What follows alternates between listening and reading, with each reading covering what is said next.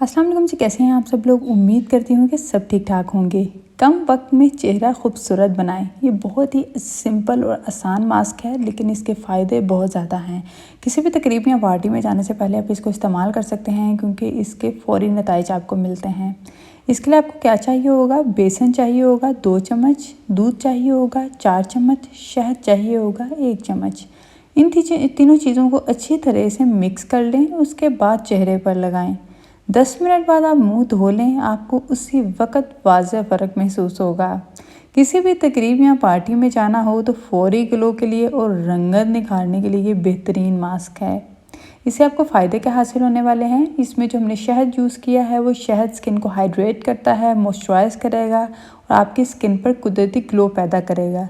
बेसन जल्द की स्याही को दूर करता है, रंगत को निखारता है और एक्स्ट्रा ऑयल जज़ब करके स्किन को साफ करता है। दूध जो इसमें हमने इस्तेमाल किया, अच्छा अगर आपके पास दूध की जगह आप दही का भी इस्तेमाल कर सकते हैं, ठीक है जी।